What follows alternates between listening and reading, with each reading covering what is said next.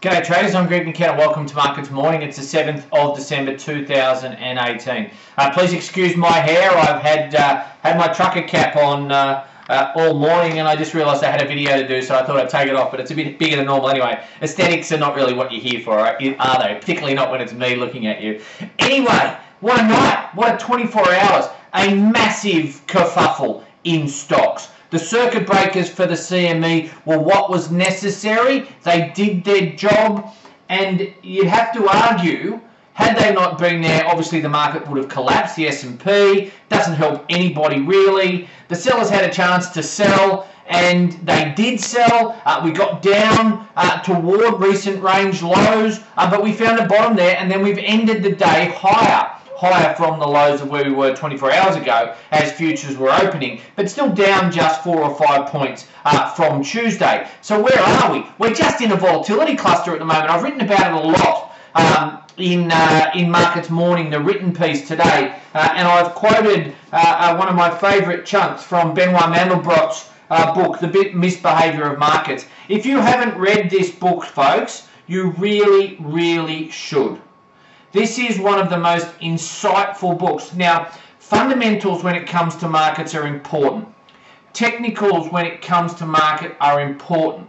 But what Mandelbrot and Minsky and a lot of the other writers focus on is the structure of markets and the structure of volatility and those kind of things. You need to understand that. One of the things about macro and this cross-market analysis that I do is you can't look at any market in isolation. Of course, there are plenty of day traders out there that just would focus on one thing or the other. And I could quite happily just focus on trading the Aussie dollar. Friends of mine just happily focus on trading the SPY, those kind of things. But if you're interested in more than one asset, if you're interested in cross-market analysis, if you're interested in macro, then reading books like this and understanding it, you know, I've gone through here and you can't see, but there's bits underlined and all that kind of stuff. I knew exactly where I had to go to this morning. Anyway, basically we saw a massive bounce. Europe got absolutely hosed. All of the big markets are down more than 3%. They're going to open significantly higher when it comes to the physical, although structurally they look terrible. If I look at my scan here, the FTSE is down short term, down medium term, down long term, down MACD. The DAX, down, down, down, down. It's like a Coles ad for all the Australians out here. You know, the SPY, down, down, down, down. Those kind of things. So structurally, we have got a divergence between the US markets and what we are seeing elsewhere. In terms of the S&P 500, we've got the short term up. We've still got the long term up, believe it or not. And I've got the medium term, so the 15 and 30 down, and the MACD is down. That's on the daily scan. The weekly scan, when it comes to my broader outlook for stocks, is the one that really says to me, right, we're in a bull market or a bear market. That Jimmy R. I'll talk about that on Monday. Anyway, let's dive straight in. Let's start with stocks. And I want to just talk to you about, we are in a volatile range. If that's not volatility, I don't know what is.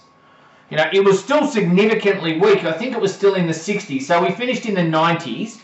And I think it was still in the 60s, maybe a little bit lower, when I started looking at it around sort of just before 4 a.m. my time. So what's that? That's about lunchtime, in about midday in New York. And so the day's a very long tail. So the bulls won that one. It's a down day, but the bulls won it. We had this massive volume spike again, massive volume spikes here. So there is definite demand or bids on those range lows. Now, from my point of view, you have to see those range lows before you get bothered by it. Now, of course, I sent out a piece urging caution yesterday, and I did say 2600 is a level to watch. You need to be cautious because markets collapse from weakness and volatility clusters, which is the whole point I just had that chat about Mandelbrot. And read the physical book so you can take notes. Don't read it on Kindle. Important books should always be read paper. You take it in better. Anyway, Jack Reacher books. I've read every single one. They should be read on your Kindle because they're fun. You don't need to remember any of them, which I can't. Anyway, so what do we got? We just got a range here. Now, one of the things about volatility is we could see a 1 or 2% spike tonight, but non-farm payrolls is out, so that's going to be really important. The other really important thing is to understand whether or not President Xi knew about the Huawei arrest. Different divergent views on whether or not Trump did. Certainly John Bolton did. Certainly Justin Trudeau did. If President Xi knew, well then this isn't an issue for the trade battle. If President Xi did not know, then it could potentially be an issue for the trade battle. I don't know the answer to that. But keep your eye out. If you do see it, please ping me on Twitter because I may not necessarily see it. Right, so that's that. We're in a range. That's for the S&P 500. Let's have a look at each of them. The Dow, same sort of thing. I could draw a line there, in a range. All right, what do we do? What's the McKenna mantra? We respect ranges, levels, and lines unless or until they break. What have we got? We've got a range. Slightly different, but still a range. The bulls won that one. That is a very bullish candle. The Nasdaq actually, pardon me, finished up 0.6. Now, where does that leave us here in Australia? A new marginal range low, 75. I think 74, 75 was the low. And a good bounce back. So if the bulls want to have a pop today, they can really have a pop. Now, if I was, a bull, I'd be having a pop. This is one of the things about the markets at the moment. Either the algos are aggressively hunting through, looking at the bids, looking at the offers and chasing things around. And this is why we're getting volatility, because real humans have moved to the side, which I think is what's happening. Or it's physical traders, blokes like I used to be 20 years ago went, oh, hang on, where's the path of least resistance? Let's go and give it a belt. But what it does is it pushes people to the sidelines and things get thinner. So just got to be wary of that right now. Now the DAX looked shocking at one point last night and still doesn't look too flash. Gaps normally get filled, Gary gap filler. You saw that. We had a gap up, we had a gap back. Oh, we didn't have a gap back, we had a move back. So you'd have to argue that you're probably going to see it go back to 11.1. And if it goes back to 11.1, 100, 150, which is that to fill that gap, if it can close above it, it starts to look better. But structurally, the DAX looks terrible. It's weekly. Like, that is the most bearish of bearish engulfing candles you're ever going to come across. But I'll worry about that in my weekend analysis. So let's just kick on now to foreign exchange. Euro had a good day. There's still not a lot of informational content. We're back at 114. But we're in the upper half of the 112, 115 range. A lot of it is about the US dollar. All of it's about the US dollar in the sense of the euro. Raphael Bostic said that we are within shouting distance of, or the Fed is, I should say, within the shouting distance of neutral. But I just want to flag something about non-farm payrolls. So last night we had US 10s are back at 2.89. They fell to 2.82% amidst all the funkiness. All right, but they're back at 2.89 now. The US dollar is relatively weak, all things considered, given the pathetic moribund nature of the European economy. Anyway. The market's expecting 200,000 for non-farms. The market's expecting an unemployment rate of 3.7%. The market is expecting jobs to be growing at 3.1%. The market has essentially priced out, not entirely, but close enough, 2019 rate hikes. The market is saying the chance of a December rate hike is now 70-odd% instead of 80 or 90%. So this is peak bearishness in many senses about the US economy. I think they're way ahead of themselves. You know what I think? I think we slow, the Fed pauses, and they have a bit of a Goldilocks period. That'll probably end up being quite good for stocks, but we'll have to wait and see. It's not my prediction. I think 2100 to 2000 at some point. But what that did last night, Raphael Bostic, is when the US dollar did pick up that second kind of wind. All I can tell you at the moment is that if we get up and through 114.30, 40 on my turtle basis, which is highest high of the last 10 and highest high of the last 20, I've got 114.20 as the highest high of the last 10, and that says 32. So if we get up through 30 odd, we could see euro go for a gallop. 70 above that would really get things moving in terms of the euro. Now, dollar yen came down. When I started writing this morning, it was down here. I forgot to put it in the written piece, but I apologise for that for those of you who read that. Essentially, we have, for a dollar yen right now, we have a short-term down, but overall you know, it's kind of in a sideways range, and you know, these two-touch trend lines, you could probably say that that is a reasonable trend line there on a closed basis. It's not perfect though, so we'll just have to wait and see. Not really a lot going on in dollar yen. It's very much US dollar driven.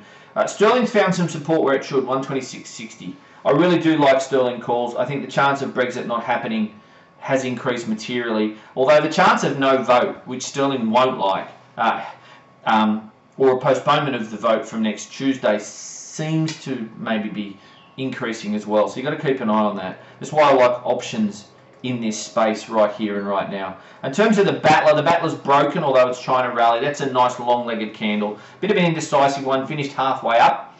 A lot of volume came in. Basically what happened was that A, we broke, B, we had bearish engulfing a couple of days back, and C, Guy Debelle, who's Deputy Governor or Assistant Governor, one of those ones, he said that he essentially put QE, more cuts, and then QE on the table if the economy needs them. Now, in the same way that the Fed's narrative shifted and gave the market room to exercise its own bearishness about the US economy, so then did Debelle give the market an opportunity to exercise its bearishness about the outlook for the Australian economy, particularly the consumer.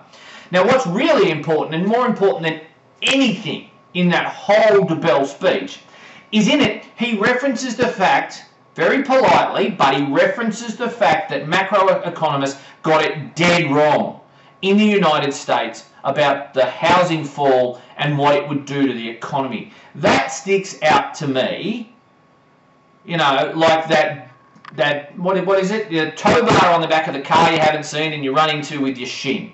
You don't see it there, but it's there. That to me is a warning that the RBA itself is unclear about what the outcome is. It currently expects things will be okay, but it's signalling that it's unclear. It's also signalling that it will act if it has to. Now, it doesn't believe it will, because Debelle said that he thinks things are going to be okay.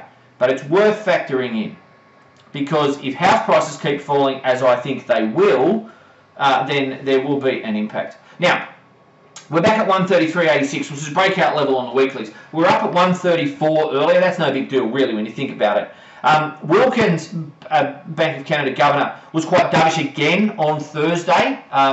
He talked about the problems in the oil sector. So imagine in Australia if we had problems with the mining sector. Imagine in Germany when they have problems with their, car sector and that kind of thing. And remember that chart I used, or I showed in Markets Morning, the written piece yesterday about the relationship between Chinese growth and German exports and German growth, those kind of things. So that's essentially what Wilkins did. So what have we got? We've got a Canadian dollar which is under pressure, but so far being supported by the US dollar's own weakness. Now the Kiwi just got dragged down by the Aussie and technicals.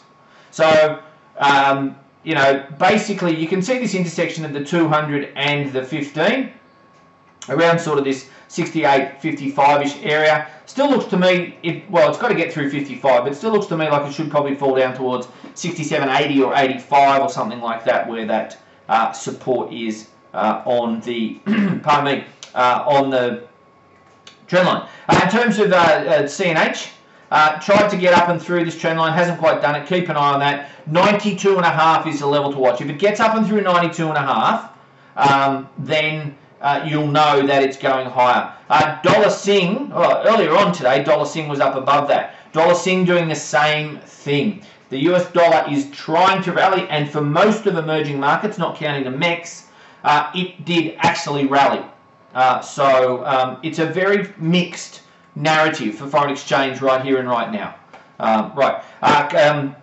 Gold. There we go. Right. Trying, but not yet there. A close above 43. Might want to give it a couple of bucks because there's 50 bucks in it potentially. But a close above sort of 43, 45 will get you there, but we haven't got there yet. When I say get you there, get you towards 12.95 to 13.05. Silver, still in a range. Didn't do much last night. Copper under a little bit of pressure. Back right through, but no, came back above.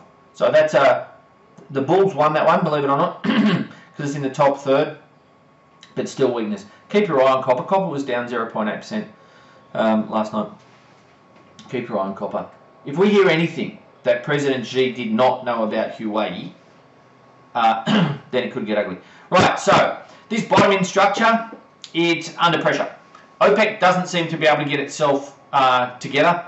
The Saudis are facing pushback from within the room. I wrote tent in my daily and then thought, hey, maybe that didn't sound right, but it's already been sent when I realised. Anyway, so inside the room they're facing pushback from other members of the cartel. The Russians don't know what they want to do. I saw someone tweet that they're trying to figure out whether it hurts Trump more that shale oil suffers or that prices are higher and consumers suffer, which is rather cynical but probably correct. Anyway, the way it stands at the moment, well above those recent lows, there is a chance for a bottoming pattern. But this is, I think as Peter O'Brant says, hold strong views with low conviction or something like that. If the low breaks, all bets are off and you got sort of $3 to $5 on the downside. Similar story for Brent, exactly the same setup in terms of the dailies and the MACDs and all those kind of things. Bitcoin under pressure, looks like it's going to go lower. 3,400 breaks and you've got 3,000, which has been, you know, another long hurl. I think I mentioned that one well before I mentioned the 3,471, but we'll see how it goes. And oh, that's it. Oh, soybeans. How are soybeans going? Let's keep an eye on them. They're fighting a good fight as well. So it's unclear. You look at all that, you go, right, gold tried to break out, didn't break out. Why didn't it break out? Because stocks recovered. Okay, so they're tied up. What happened to the Aussie dollar? Well, the Aussie dollar came under pressure, but was back from the brink because stocks lifted. Okay, so they're tied as well. So do you get the idea? I haven't shown you a 10-year chart, but 10 years got down to 282. They're back at 289 now. Why is that? Because stocks recovered. Okay, so that's all tied in. So you can see how with this macro view, if you were just trading one market, you could get steamrolled. This is a very big macro night. Now, I know I've said that, I don't know how many Fridays there have been, but most Fridays this year. Not all, but most. Tonight is a big one. Non-farm payrolls. If we get a low number and high wages with tight markets, that for me is the most interesting outcome. If we get the 200, the 3.7 and the 3.1, well, that's priced in. If we get a really weak number and unemployment ticks up, well, then bonds are going to rally and stocks might be really worried and the US dollar is going to get belted. But if we get that combo, that ugly combo, which is the one that the beige book kind of suggested, which is lower jobs but higher wages, I don't know what's going to happen then. Anyway, it could be fun. This is a volatile time. Volatility clusters. If you want a better explanation, read the written piece of Markets Morning. If you're not on that email list, ping me and I'll send it to you. So just as the sergeant from Hill Street Blues said, be careful out there. Anyway, that's it from me. Have a great day. It's Friday. Have a great weekend. We'll see what OPEC does. We'll see what happens with the trade war. And we'll be back Monday as we prepare with just a week or so to go before the Fed and market funkiness almost at an extreme. Bye for now.